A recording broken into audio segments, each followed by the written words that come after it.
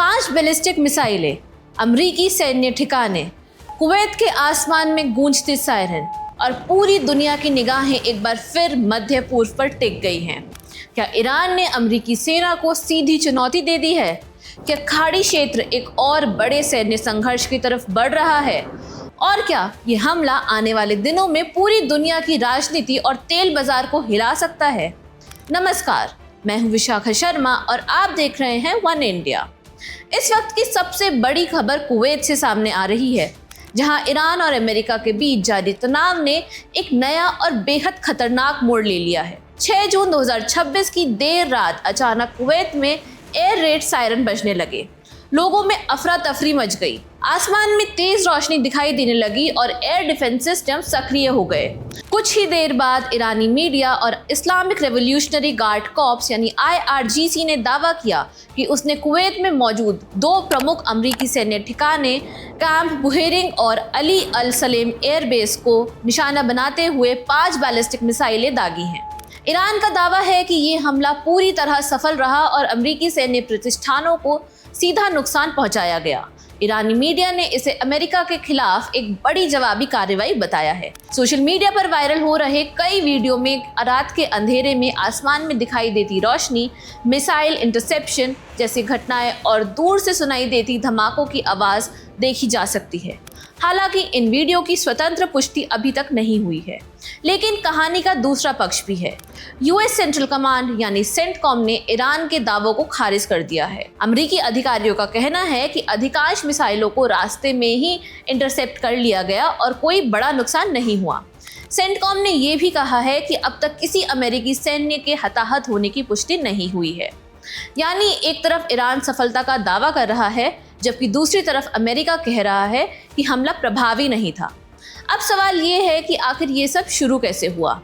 ईरानी सूत्रों के मुताबिक इससे पहले अमरीकी ड्रोन ने ईरान के केशम आइलैंड और शिर्क क्षेत्र में मौजूद संचार सुविधाओं को निशाना बनाया था।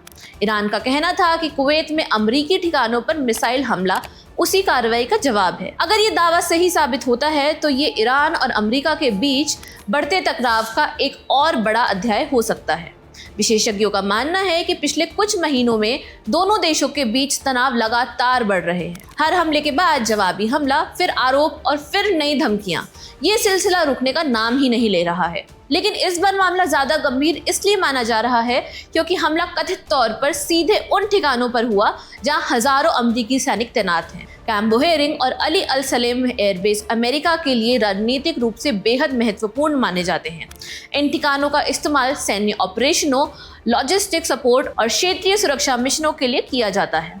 यही वजह है कि इन ठिकानों का नाम सामने आते ही पूरी दुनिया में चिंता बढ़ गई है। इस बीच कुवैत सरकार भी बेहद सतर्क हो गई है।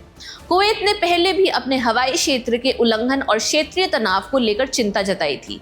अब इस नए घटनाक्रम ने देश की सुरक्षा एजेंसियों को हाई अलर्ट पर ला दिया है।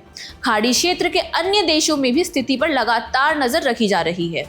मामला सिर्फ सैन्य टकराव तक सीमित नहीं है। ईरान पहले ही स्ट्रेट ऑफ हॉर्मुज को लेकर कई बड़े बयान दे चुका है। ये वही समुद्री मार्ग है जिससे दुनिया के तेल व्यापार का एक बड़ा हिस्सा गुजरता है। अगर यहाँ किसी तरह का बड़ा संकट पैदा होता है तो इसका असर सिर्फ मध्य पूर्व तक सीमित नहीं रहेगा। दुनिया भर में तेल की कीमतें बढ़ सकती हैं, वैश्विक बाजारों में उथल पुथल मच सकती है और कई देशों की अर्थव्यवस्था प्रभावित हो सकती है। फिलहाल जमीन पर हालात तेजी से बदल रहे हैं। दोनों पक्ष अपने अपने दावे कर रहे हैं। स्वतंत्र पुष्टि का इंतजार किया जा रहा है, लेकिन बात बिल्कुल साफ है, मध्य पूर्व तनाव फिर से खतरनाक स्तर पर पहुंचता दिखाई दे रहा है। क्या ये हमला सिर्फ एक चेतावनी है? क्या अमेरिका इसका जवाब देगा या फिर दुनिया एक और बड़े क्षेत्रीय संघर्ष की तरफ बढ़ रही है? इन सवालों के जवाब आने वाले घंटों और दिनों में सामने आ सकते हैं। फिलहाल के लिए इतना ही। हमें अपनी राय कमेंट सेक्शन में जरूर बताइए और देखते रहिए one India Hindi. Subscribe to One India and never miss an update. Download the One India app now.